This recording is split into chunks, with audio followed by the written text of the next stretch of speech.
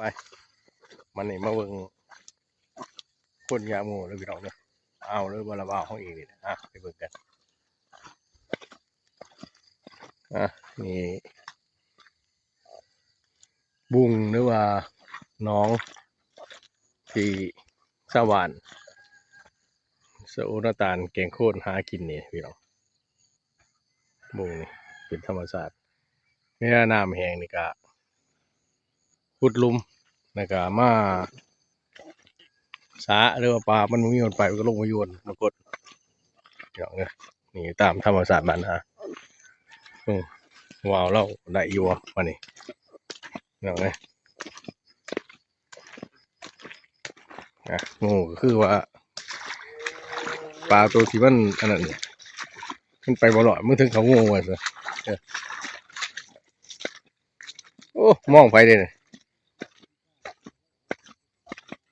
นี่แหละคือธรรมชาติหมาหน้าครับโมต้องซื้อต้องหาบ่ได้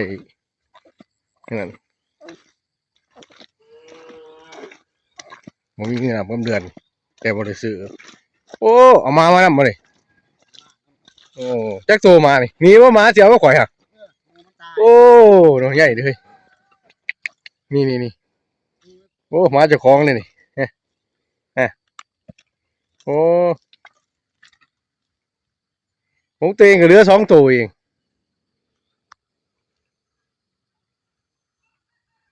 มีว่าอุ่นได้เด้อนอนไห้นอนหน้าได้ไว้ไปใส่กันเห็นมักไปไม่ยิ่งมักไปได้มานี่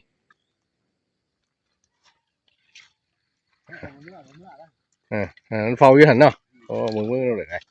โอ้เดี๋ยวหลายเต๋อโอ้มีหอดเอียนนี่โอ้เอาเทคนิคเรามาใส่เบิกมือเรางูใหญ่เงี้ยมาใส่ไงหลายเต๋อเลยพี่น้องโอ้ยเอียนเราไปไปโอ้เร็วโอ้เร็วโอ้ยเอียนเราไปเฮ้ยเดี๋ยวเสียขึ้นได้นี่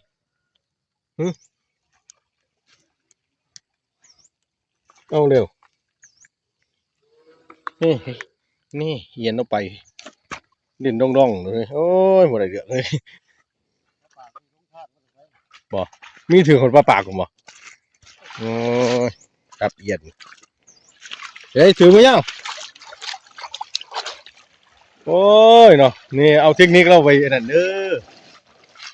ใส่โอ้ถืออยู่โ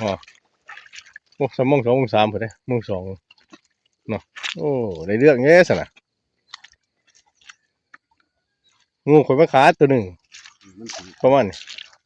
บ่แต่ละมือบ่โอ้ขายบ่เลยเอาไปขายน้ำแข็งเนาะเฮ้ยยังปลาแดกโอ้ยเจ้าใส่ซุมือซ้ำนั้นมันเต็มคู่ขนาดนั้นกินปลาแดกซุมือจะกินเบิดถึก3 มื้ออะไรมันบ่ถึกโอ้นี่ก็ซ้ำถึกเลยนี่นะซ้ำนี้เจ้าก็กินบ่เบิดนะโอ้โหปลาแดกโอ้แม่นเนี่ยมันบ่มีปลาแดกโอ้จะขายน้ำแข็งนี่บ่เหลือเลยนี่เนาะ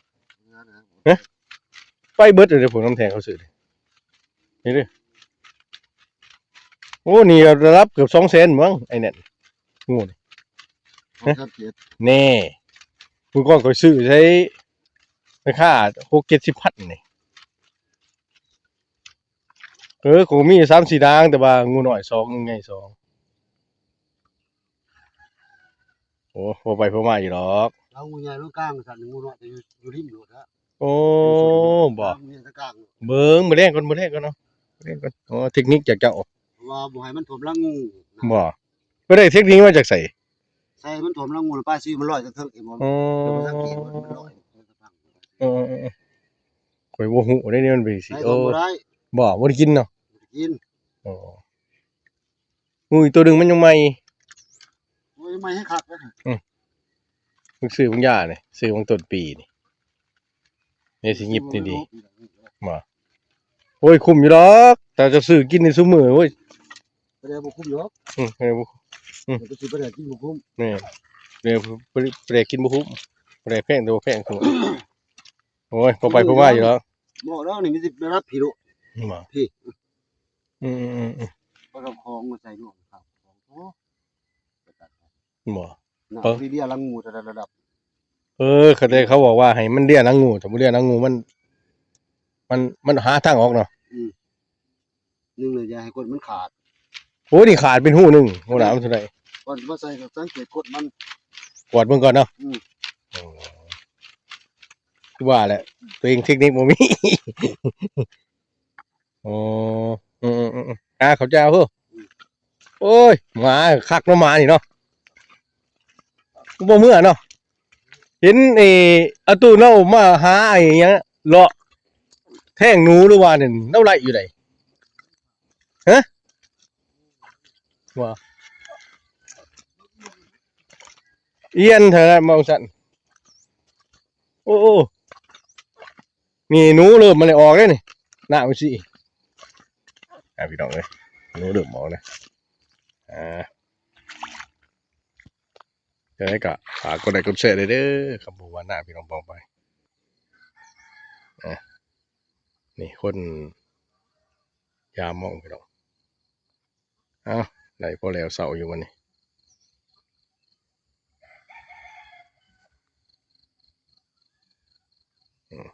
แล้ว